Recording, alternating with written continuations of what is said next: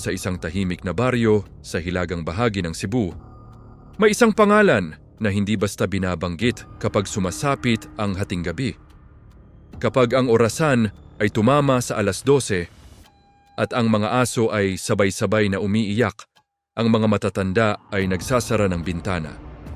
Ang mga ina ay tinatawag ang kanilang mga anak. At may isang babala na paulit-ulit na sinasabi, "Sulod na. Ayaw paggawas." Basin makitan ka ni Lily. Sino nga ba si Lily? Isang simpleng dalaga o isang nilalang na isinilang sa sumpa? Ngayong gabi, alamin natin ang kanyang kwento. Noong dekada 60 pa lamang, kilala na sa baryo ang pamilya ni Lily. Ang kanyang lolo, si Isko, ay hindi pangkaraniwang tao. May mga magsasakang lihim na lumalapit sa kanya kapag may nagkakasakit na baka. May mga inang lumalapit kapag ang kanilang anak ay nilalagnat ng walang dahilan. May kapalit ang lahat. Isang manok, isang supot ng bigas, o kung minsan, isang piraso ng buhok. May nagsabi pa na minsan daw ay may narinig silang sigaw mula sa likod ng bahay ni Isko tuwing kabilugan ng buwan, at sa tuwing tinatanong siya, iisa lang ang sagot niya. May mga bagay na mas mabuting hindi pinapakialaman. Si Lily ay kakaiba na mula pagkabata. Hindi siya umiiyak ng normal. Hindi siya tumatawa kasama ng ibang bata. Mas gusto niyang nakaupo sa ilalim ng puno ng balete sa likod ng kanilang bahay. May isang guro sa elementarya ang nagsabing minsan daw ay nakita niyang nakatitig si Lily sa isang kaklase. Hindi kumukurap, hindi gumagalaw. Kinabukasan, nagkasakit ang batang iyon ng matindi. Hindi na ito nakapasok muli at simula noon, iniiwasan na siya ng lahat. Isang maulan na gabi, malakas ang kulog, walang kuryente. Bandang 11:00 ng gabi, may nakakitang liwanag sa loob ng bahay ni Lily. Parang apoy, parang may sinusunog. May kapitbahay na naglakas loob sumilip.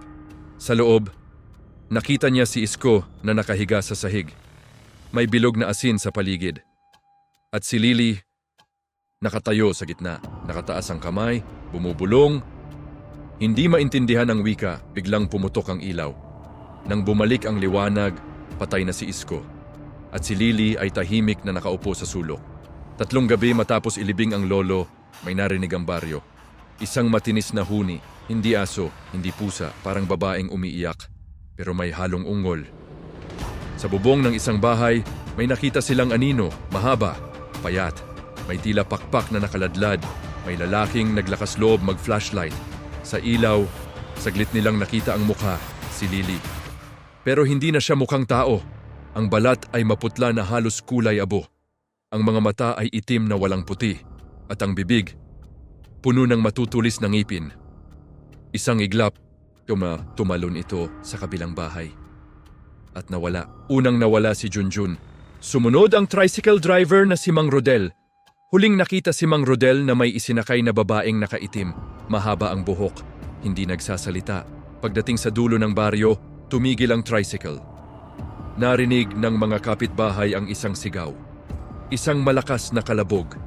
Kinabukasan, natagpuan ang tricycle na nakatagilid. Wala si Mang Rodel. Sa upuan, may bakas ng maitim na likido. Hindi dugo, parang nasunog na langis. Isang matandang hilot ang nagsabing nakita niya ang tunay na anyo ni Lily.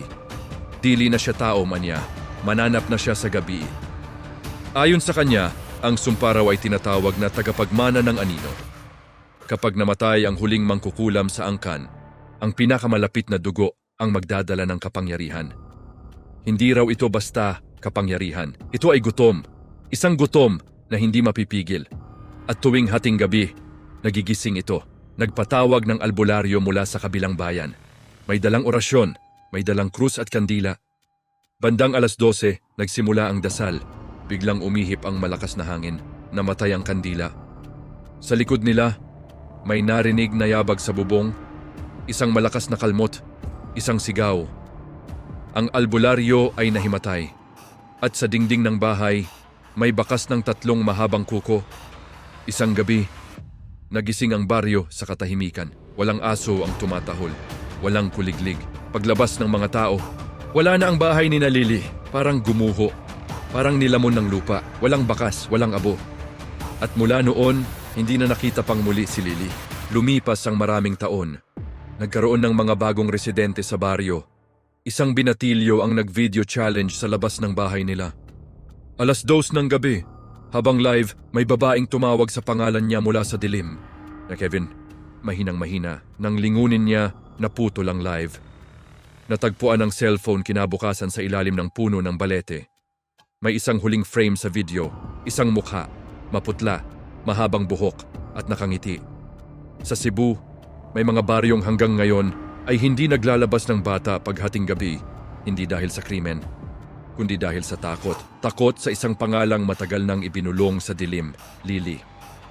At kung sakaling marinig mo ang iyong pangalan sa pagitan ng 12:00 at 3:00, huwag kang lilingon dahil baka ang sumpa ay naghahanap na ng susunod na tagapagmana.